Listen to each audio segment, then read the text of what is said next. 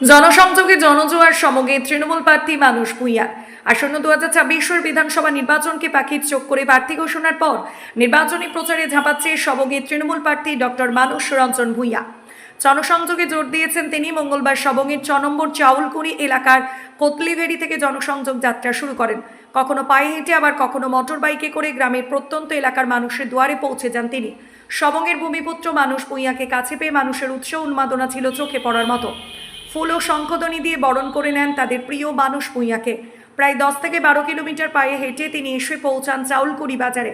আসার পথে বয়স্ক মানুষদের আশীর্বাদ নেওয়ার পাশাপাশি মার্ক্সবাদী কমিউনিস্ট পার্টি দ্বারা রক্তাক্ত অতীত সবংয়ের স্মৃতিচারণা করেন, ছোটদের শুভেচ্ছা জানায়, গ্রামের সাধারণ মানুষের খোঁজ খবর নেন, কখনো আবার অসুস্থ গ্রামবাসীকে চিকিৎসা সংক্রান্ত পরামর্শ দেন।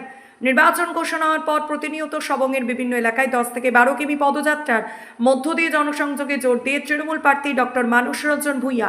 বয়সের শতার্ধ হলেও উদ্যমতা ও তারুণ্যের তিনি অনেক এগিয়ে।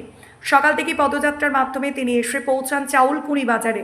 সেখানে তিনি নির্বাচনী সভা করেন। সভা থেকে বাংলার মুখ্যমন্ত্রী মমতা বন্দ্যোপাধ্যায়ের ভূয়সী প্রশংসা করেন, সবংয়ের উন্নয়নের খতিয়ান তুলে ধরে আসন্ন বিধানসভা নির্বাচনে মানুষের কাছে বিচার করার দায়িত্ব দেন। তিনি বিরোধীদের হুঁশিয়ারি দিয়ে বলেন, এখন যারা থলি নিয়ে উপস্থিত হয়েছে 4 মের পর তাদের পাওয়া যাবে না। সবংয়ের মাটিতে সেই মানুষ ভূঁইয়া ও তৃণমূল নেতাদের দেখতে পাবেন। সভার শেষে সাংবাদিকদের মুখোমুখি হয়ে তিনি বলেন, যারা সবংয়ের উন্নয়ন দেখতে পাচ্ছেন না বলে অপপ্রচার করছেন, তাদের চোখের ছানি অপারেশনের ব্যবস্থা আমি করে দেব।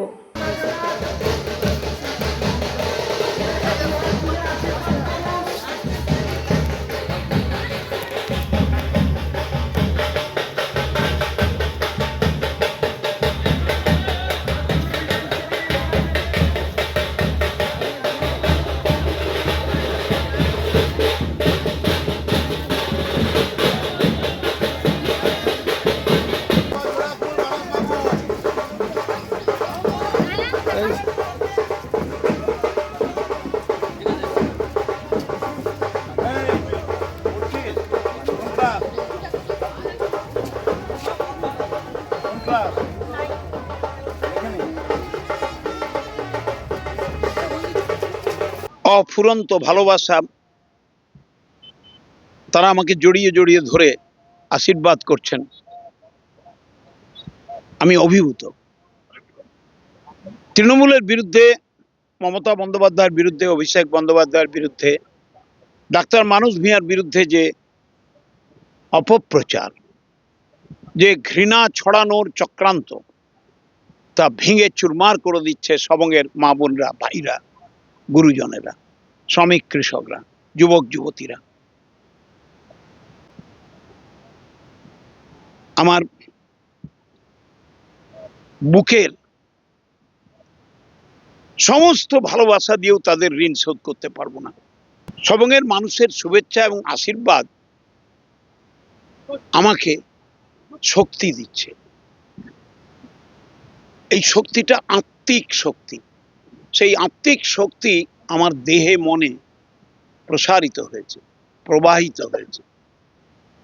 এই যে ভাইগুলো, এই যে বোনগুলো, এই যে দাদারা, এই যে পিতৃতুল্য মানুষগুলো, ওদের ভালোবাসা আমাকে টেনে নিয়ে যাচ্ছে ওদের কাছে। আমিও ওদের কাছে ছুটে ছুটে যাচ্ছি। আমার কোনো কষ্ট হচ্ছে না। এটা সবংয়ের ভালোবাসা, এটা সবংয়ের মানুষের ভালোবাসা। আমি কি করে তাদের কাছে না গিয়ে থাকি বলুন তো? আমি তো কোনো মিটিং করি না, আমি তো হেঁটে হেঁটে তাদের কাছে গিয়ে আশীর্বাদ ভিক্ষা চাইছি, তাদের কাছে আশীর্বাদ চাইছি। কারণ আমার তো দেওয়ার কিছু নেই। আমি সবংয়ের মানুষকে রূপোর বাটি সোনার চামচ দিতে পারিনি। বুক ভরা ভালোবাসা দিয়েছি, সম্মান দিয়েছি। সবং আজ সারা দেশে পরিচিত, সারা রাজ্যে পরিচিত। সবংয়ের কোনো মানুষ যদি কোনো জেলায়, কোনো রাজ্যে গিয়ে বিপদে পড়ে, যদি সে বলে আমি পশ্চিমবঙ্গের মেদিনীপুর জেলার সবংয়ের অধিবাসী আর আমাদের এমএলএ মানুষ ভূঁইয়া, সে সাহায্য পাবে, তাকে রক্ষা করবে মানুষ। এই সম্মানটুকু সবংয়ের মানুষকে আমি দিতে পেরেছি। আমি সুখ দিতে পেরেছি কিনা জানি না, কিন্তু সবংয়ের রক্তক্ষয়ী সংগ্রামকে অত্যাচারকে, ব্যভিচারকে, মার্ক্সবাদী ব্যভিচারকে বন্ধ করে তাদের শান্তির পথটা দেখিয়েছি। আজ কেউ কাঁদে না, রক্ত ঝরে না, বোনের হাতে শাঁখা ভাঙে না, মায়ের স্মৃতির সিঁদুর মুছে যায় না, বৃদ্ধ পিতা তার সন্তান হারানোর যন্ত্রণায় আতঙ্কিত হয়ে কাঁদে না।